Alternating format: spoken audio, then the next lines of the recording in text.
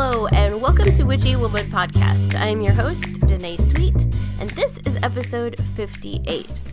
I have a cold right now, so my voice sounds really weird, and I want to just apologize for that up front. Sorry about the voice. So today I have a couple things to talk about. First of all, I am going to do the book review for Green Witchcraft. It is fabulous, by the way, but I want to tell you all about it. And I am going to go over things that you can do in your witchcraft practice while you're sick, because even witches get sick too, which I have been sick for a week now, and I'm definitely over the hump, but there are things that we can do along with the mundane stuff. So I'm going to tell you all about that, but first let's get to the book review. Okay, so I have been waiting for this book to come out for quite a while. So the name of the book is Green Witchcraft, a practical guide to discovering the magic of plants, herbs, crystals, and beyond. And it is by Paige Vanderbeck. And she is the host of the Fat Feminist Witch Podcast. And if you are not familiar with that podcast, you should definitely go check her out. It's one of my favorites. So first off, the cover is beautiful, and it has a really great witch aesthetic to it. And if I was in a bookstore and I saw it, it would scream, read me, for sure. First thing that got me when I opened up the book was that it's dedicated to her bunny that passed away, Jimmy Hoppa. And I choked up when I read that because I remember listening to her episode after he passed away, and I was bawling on my way to work that day. Mascara all over the place. I looked like a hot mess. So I thought her dedication was an awesome choice. So I've got the book right here. I want to talk about the chapters. I'll let you know what she goes over. So the chapters are Understanding Green Witchcraft. And then she goes into chapter 1, 2, 3, The Way of the Green Witch, Harnessing the Powers of the Green Witch, and Connecting with the Natural World. Part 2 of this book is Practicing Green Witchcraft. So she goes over the what's and the hows and stuff like that first. And then she goes over Practicing Green Witchcraft. And the chapters are Flourishing with Flowers, The Power of Plants, Healing with Herbs and Greens, The Wisdom of Wood, and The Strength of Stone and Crystals. I love the flow of the chapters in this book. It's absolutely beautifully well thought out and organized, so perfect. This book is an all-encompassing type of book. She covers all things witchcraft and green. I was so excited to see a book that covered all of the basics, like tools, terms, values, and standards, and so much information on plants, herbs, and crystals and their correspondences and uses.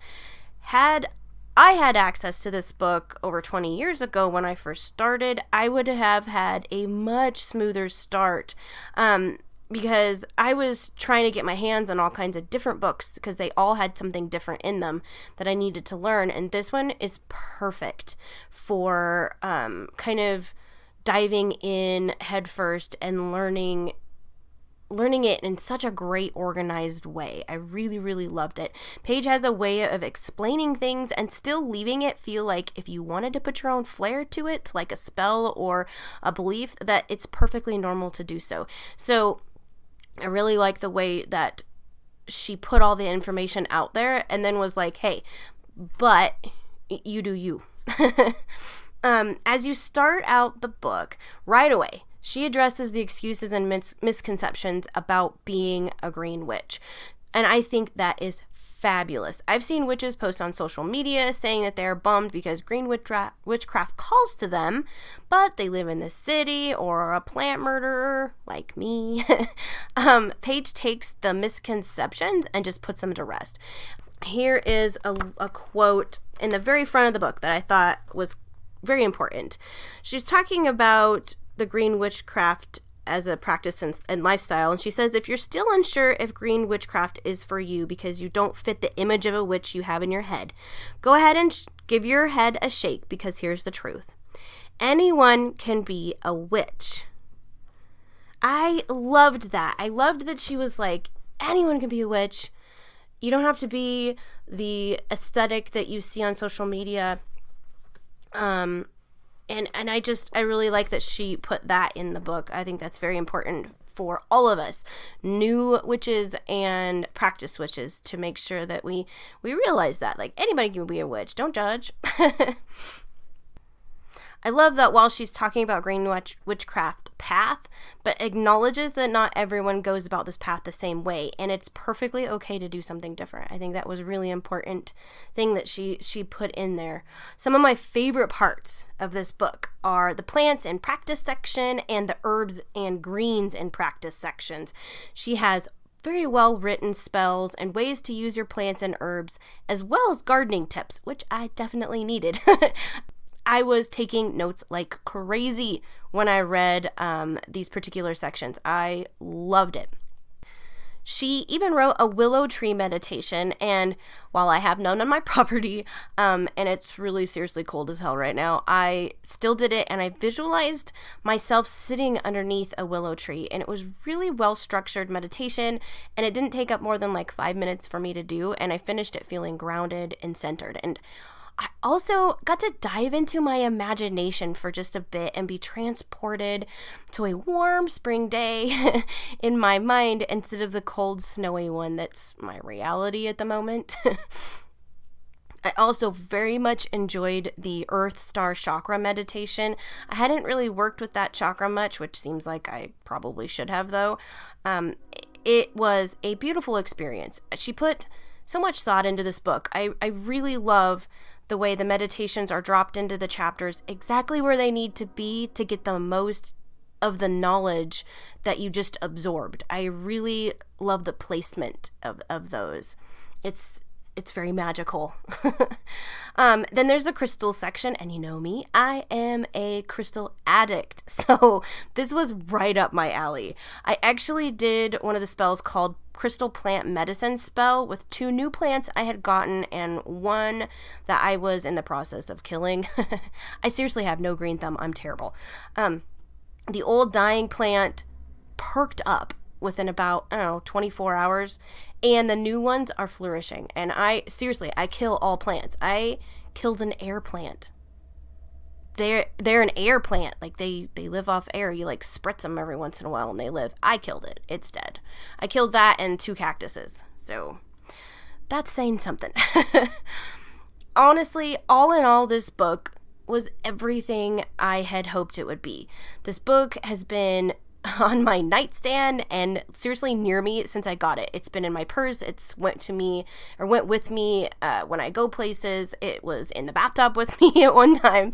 I would recommend this book to anyone curious about witchcraft in general, not just green witchcraft. I have been practicing for over 20 years and I still learned quite a lot reading this book. And I'm a book nerd. I love just devouring this kind of stuff, and this was definitely it was like a little magical retreat for me reading this book. And as I read it, it renewed my passion for green witchcraft and sparked curiosity within me to play more with my herbs and plants. Definitely recommend this book. Good job, Paige. I am so excited for you and your path as an author. I think you have such amazing things coming, and enjoy the moment. Bask in the accomplishment that you published a book. That's fantastic, and I hope I'm not too far behind you getting mine done. But you are definitely an inspiration, and when I don't want to write or I'm like, bleh, I'm just not into it, I think, you know what? Paige set out these goals. She wanted to write a book, and she did, and it's a good book. So you've definitely set the bar for me as far as commitment and getting my shit done. So thank you so much, Paige. It was an amazing book. It will be a permanent member of my witchy library for sure. I'm going to go ahead and put the link to purchase this book in the show notes. I'm also going to share it in the Witchy Woman Friends group. I'll put it on Instagram, and I'll also stick it on Twitter as well. So if you're following me on any social media platform, look for that link today. Thank you so much, Paige, for allowing me to read this book. I was honored and surprised to get the email like, hey, you want to read a book for Paige that she wrote? I'm like, yes, please, yes. I was so excited, and I'm thankful for this platform, because if I didn't have this podcast, I wouldn't have been able to connect and be able to read this book early, which I was digging and so excited to be able to do. So thank you. Okay, so now I kind of want to switch gears a little bit and talk about being sick. This episode is going to be a little shorter just because I don't know how much longer my voice is going to hold up, but I'm going to try. So for the last week-ish, I've been sick with some sort of weird respiratory type cold that settled in my sinuses for a nice stay. So I've sort of been hit and miss on social media and just being present when I can and stepping away when I need to. I hit pause on meditating and creating things because honestly, I had no energy to do anything. So, of course, though, that asshole voice in my head that loves to make me feel like shit about things was reminding me, like, I'm a bad witch, that I didn't meditate and do all the magical things. And honestly, I had to tell that voice just to shut the hell up, and I tried to drown it out with coffee. I had big plans for the new moon, and I had been creating this awesome ritual that I was going to do, and I didn't have the energy to do that either. That kind of bummed me out, but I did end up feeling a little bit better and did like a smaller scaled down version of what I was going to do. So at least I did something.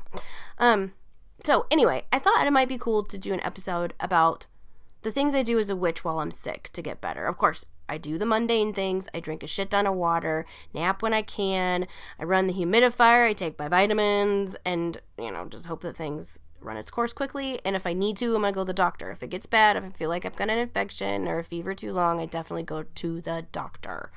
But there are things that I do that include spells and other witchy stuff when I'm sick, so I thought I'd share them. And I'm going to put a disclaimer in here. Just cover my ass. This is not a replacement for medical care. These are supportive therapy type things that I do when I'm sick. If you need medical attention, please seek it. Okay? So when I'm sick, I'm a baby. I whine, I bitch, I think I'm dying. I know this. I'm an overly dramatic Gemini. Whatever. I gotta get it out of my system. But once I get that out of my system and start doing the mundane stuff to help my body get better, I will also turn to witchcraft to get a little extra boost in healing. So one of the first things I did this time, was to make sure that I didn't have any energetic cords leeching any excess energy from me. And what I'm talking about, energetic cords can be like connections from a past life, a current life situation or person, family karma, relationships, past trauma, seriously a plethora of different people and things and situations. And when we go about our lives, we come into contact with people and we interact with them. It's unavoidable. Geez, I can't talk today. Some of these interactions result in the creation of an energetic cord or connection that you may be aware of or not. These connections can eat away at you and your energy. So, cutting that cord can release that hold and kind of allow you to take your energy back. So that is the first thing that I did. I got into like a meditative state while holding my selenite athame. You don't have to use any tools though, I just do. I asked my guides to show me any energetic cords that are no longer serving my highest good. And once I could visualize them, I symbolically cut them with my athame, and I do this until I can visualize them all severed. And as I cut them, I mentally say, I release you and send you back to the originator with love. And then I visualize like when I'm all done, I visualize like a white, silver, sparkly light coming down through my crown chakra and moving throughout my body to my toes, and then back up and out my crown chakra, creating kind of like a circuit of good energy. And what that does for me is it re-energizes and clears my energetic field, cleans my aura out, and then I ground myself, and then that's the end of that. The second thing that I can do is that I Reiki my water or whatever drink or food I'm ingesting, even my cold medicine if I end up taking some.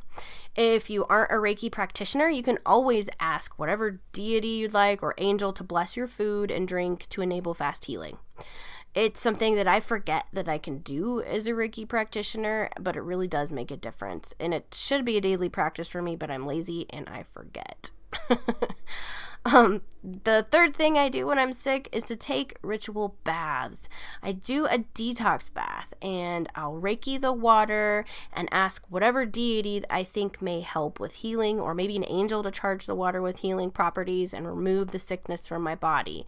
And here's kind of like my little recipe I'm going to share with you, and I'll make sure I share this in the Witchy Woman Friends group as well. So 1 cup of Epsom salts, a half a cup of baking soda, 4 tablespoons of sea salt, a tablespoon of almond oil, and then I do 4 drops apiece of these oils: sage, rosemary, frankincense, and eucalyptus. Sometimes it's more drops than that, but you need to make sure that your body isn't too sensitive to whatever oils you put in there, because an irritated hoo-ha is no fun while you're already sick. And I have learned what oils my body is cool with and which ones are not. So this is kind of a personal preference as far as essential oils. You don't have to have any in there. I just do.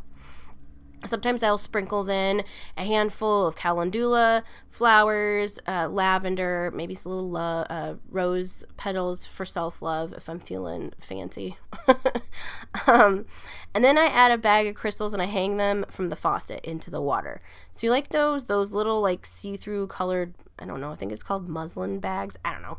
But you get them a lot of times with tumbles, or they put jewelry in them at stores. So I will usually have like clear quartz, smoky quartz, rose quartz, and bloodstone in that bag. And then I just hang it on the faucet and it'll just hang in the water then, and it helps charge the water with the energy of those crystals. Do make sure whatever crystals you use are safe for water and for your skin. Some are very toxic to us when they get wet, so definitely look those up. Use the Googles. I'll soak for at least 30 minutes like this, and then I'll go shower the ick off, because I don't know. I don't think that it's necessary, but I always feel like I need to get that water and residue off, because the bath water is like drawing out my sickness into it. So after that, I'm all done. I'm showered and everything. I always give thanks for any magical assist to the deity or angel or whatever that I asked help from. Another thing I do is take a candle and I light it with the intention that as it burns, it takes away my sickness. So kind of how I do that is I'm going to hold the candle in my hand and I really think hard on my healing intention. And then it burns away on my altar while I'm sick. Of course, I cannot let my candle burn 24/7 because I have cats. And I am paranoid about like burning my house down. So even in my room, I won't burn a candle if I can't watch it, because I'm just terrified that something is going to knock it over. It's probably overly cautious, but burning your house down is kind of a big deal. So, don't be that witch. So, I will just put it out when I can't be with it. And while I'm in the bath, I do take that candle into the bathroom with me though, because I feel like when I do that, it just makes more of a powerful ritual bath when I do it. So after it's all done, it's all burned, I take the remains of that wax when it's done and I bury it off of my property. And I really try not to put this on someone else's property that they're actively living on. I think that'd just probably be rude.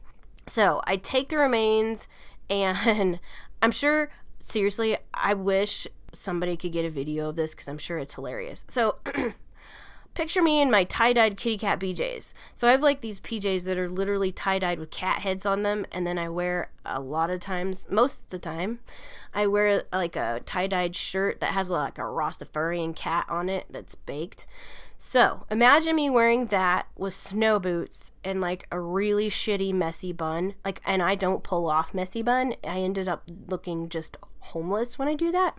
So imagine that, walking out my front door with a silver platter of wax on it, carrying a little garden shovel across the street to an abandoned property. And then I dig a little hole, bury the mound of wax. I started thinking about the shit I do, and it's no wonder people are afraid of me here. Like that, probably, either you can take it to one of two ways. Laugh about it because crazy bitch is burying wax in an abandoned property, or holy shit, what has she done? What is the state of her mind? I'm getting out of here. So I totally get how people think I'm odd. So another thing that I like to do is to burn yerba santa. It helps get negative energy out of the house. I crack a window and I smoke the shit out of the house, and I visual all the shitty energy getting out of my body and this house. And also, yerba santa, it was used in the U.S. when we had the TB outbreak. It was commonly called consumptive's weed. Consumption is what they called tuberculosis, because it was used to clear mucus from TB patients. I'm sure I'm supposed to make like a tea out of it, but it just seemed appropriate to burn this time. I also drink elderberry syrup, and then I do use it in tea form as well. So one of our sponsors, Shelly, she's owner of Lavender Potion. She makes a beautiful blend of elderberry and herbs for immunity properties, and I have some of that and made some syrup, and I also kept a batch just to use as loose tea, and I love it. So that's something else I do, and I charge it with Reiki before I drink it. I don't do any like big spells or rituals while I'm sick, because doing those things does draw from your own personal energy, and I need all the energy I can while I'm sick. So if I'm gonna do anything in my craft, I'm gonna do something simple. I don't go too big, because I can always do it later when I feel better. That's the great thing about our path. Like, yes, the new moon happened, I did a tiny thing. The big ritual I was gonna do, I'll just wait until I feel better and do it then. If I don't feel like meditating, something I like to do is play binaural beats that are for healing specifically. So there are different frequencies for different things. So there's a frequency for general healing and ridding negativity, third eye, there's all kinds of things. So if you go to YouTube and just search binaural beats for healing, a ton of videos will come up. So I just pick one and stick on my headphones and listen to it while I nap or read. Maybe I'm just hanging out reading, and I'll definitely just have that on the TV. I just go on my TV and go to Google and put that on, so the whole house kind of has that vibe going on. And so this time while I was sick, Maddie did something pretty freaking cool. She made a cool witchy cleaner while I was sick to keep things sanitized, but also to like get that high vibe feeling in the house. So here's what she did. Here's her recipe. She made it using Castile soap, water, wild orange oil, lemon oil, and Florida water.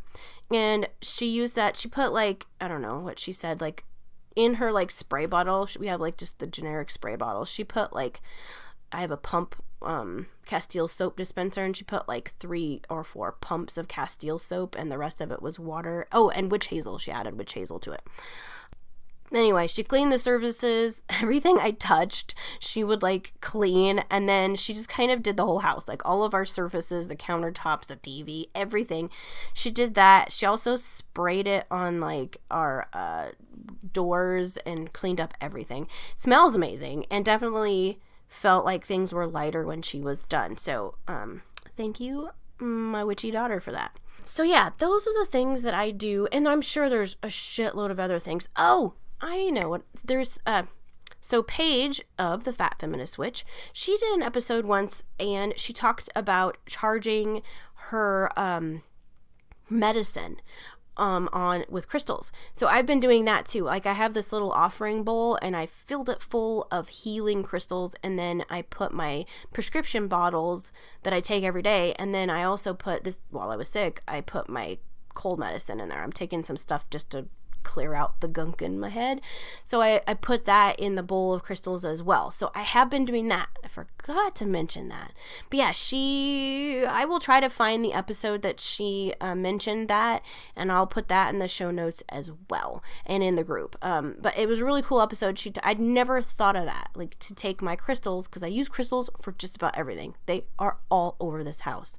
I was thinking about how we're going to move, and my biggest obstacle is finding out how to transport all of my crystals safely. So anyway, I digress. So yes, you can charge your medicine with crystals. So you don't even have to have a bowl. If you want to just like put, you can grid with crystals and stick your medicine bottles in the middle. You can just put them all, center your prescription bottles or whatever the medicine is, or in the center of a whole bunch of them, however you feel called to do it. But anyway, I'll definitely link that episode. I'm having to stop a lot and cough and erase what I've just said, so I think my voice is done for the day. Oh, quick note, I will be getting I think I have emailed the people that won the giveaways, but I need to get addresses, and I kind of got sick like right after the podcast. I was getting sick last week, and then like that night I just started getting really sick, so I haven't had time to gather everybody's information yet. So if I haven't texted you, please text me back. Text me and let me know what address I can send your amazing witchy gifts to. I'm very excited for you guys to get those. Yeah, I think that's it, so that I can stop talking and coughing and erasing. Thank you so much to everybody for listening. I appreciate you all so very much. Don't forget that if you have any questions, you can always send me a message on Facebook. I'm completely open to answering questions if you don't want to share them in the group. I don't mind that at all. You can also email me at witchywomanpodcast@gmail.com. All my information is on our website, witchywomanpodcast.com. Sorry, I just had like a big coughing fit. If anybody else has this thing, any tea with slippery elm in it feels really good. If you kind of got a scratchy throat and that's irritating you, I've been drinking that a lot. I don't think the taste is too great, so I add a little honey to it, but it works really well. It helps that itchy feeling. Just as a side note. Okay, well, I'm going to go drink some tea because my voice is getting really ouchy. So as always, stay witchy. Bye-bye.